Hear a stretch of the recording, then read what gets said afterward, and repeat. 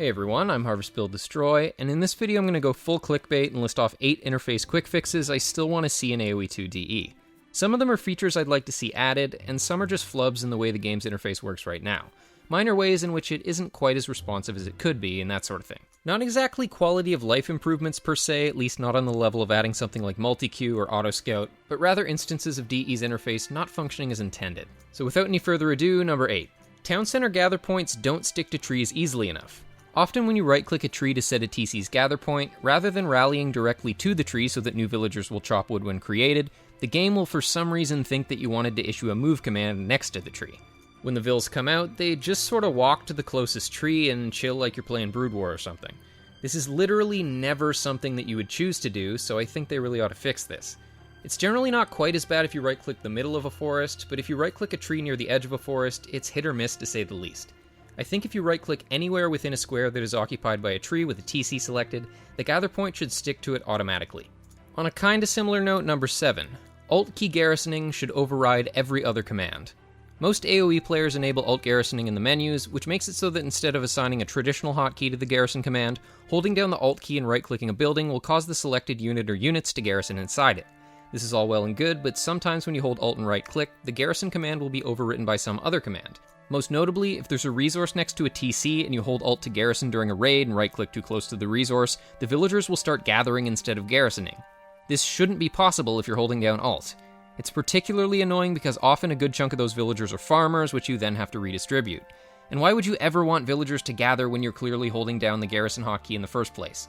As far as I'm concerned, holding down the alt key with alt key garrisoning enabled should override any other command.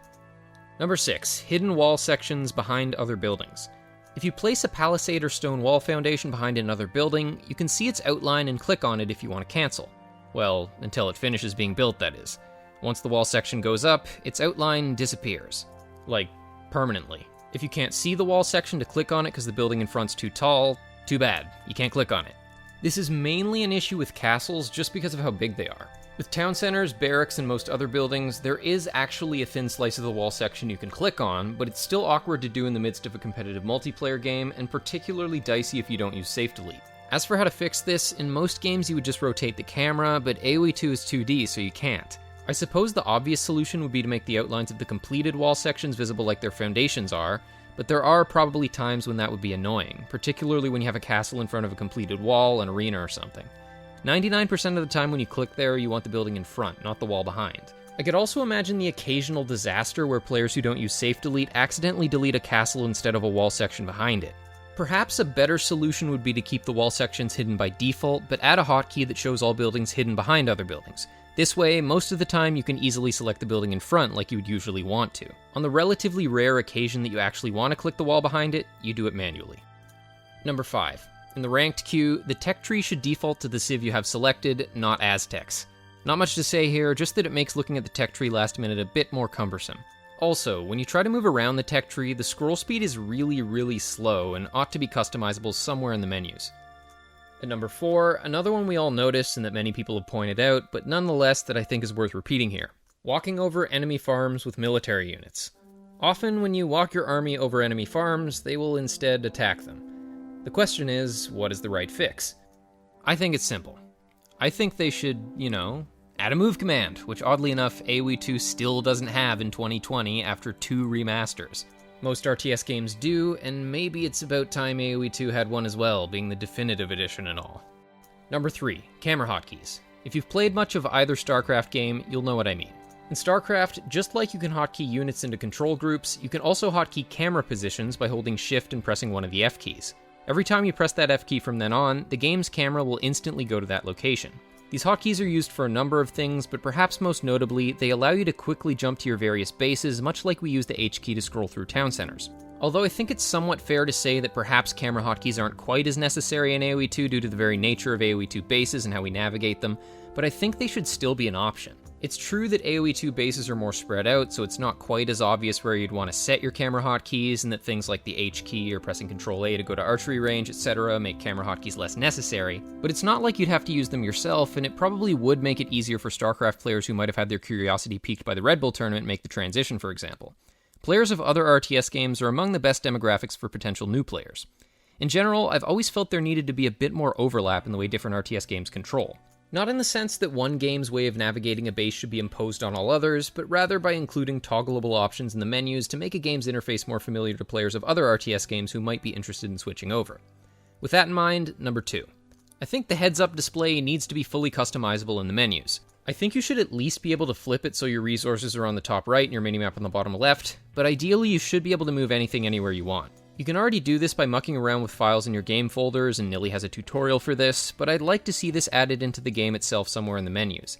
I suppose this could be done with mods, but I'd rather it had official support.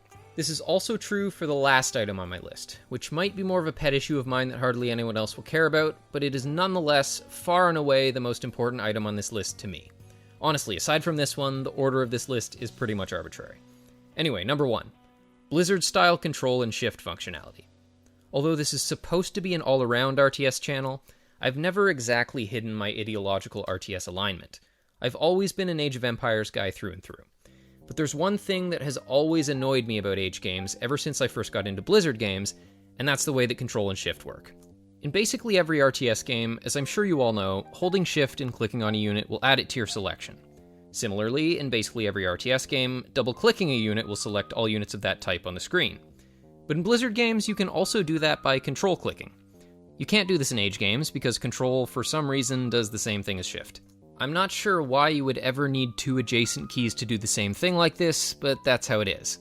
Once you get used to control clicking in Blizzard games, you will likely find that you never, ever double-click anything again.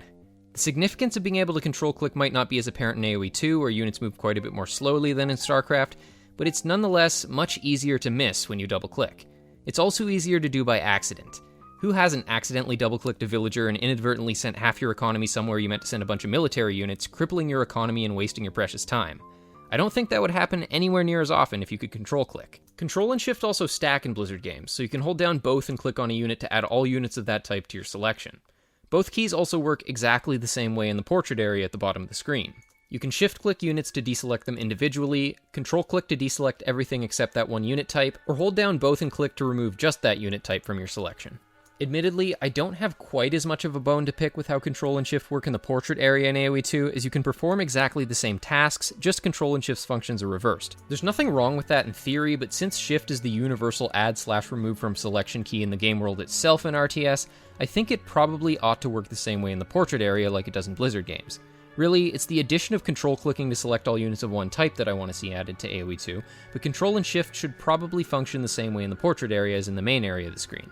Hypothetically, it could be shift-click to select all units of one type and control-click to add or remove from selection, and then have the functions stay the same way they've always been in AoE2's portrait area, but shift for add-remove is already universal. I want to be clear here, though. I'm not saying I want Blizzard-style control and shift functionality to completely replace the classic AoE controls, or even to be the default.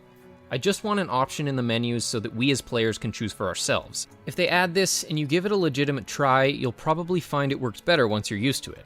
And this is, again, something that could be done via mod, and if someone wants to develop one, I would be eternally grateful, but as a matter of principle, I think this should be in the game itself directly from the developer.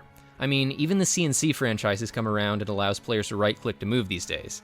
Anyway, that's about all for this video. Let me know in the comments if there are some control features that you'd like to see added that I've missed here. I'm sure there are plenty. If you can come up with enough of them, perhaps I'll do a follow-up video. So thanks for watching, and remember to rate, subscribe, hit the bell, and all that. See you soon.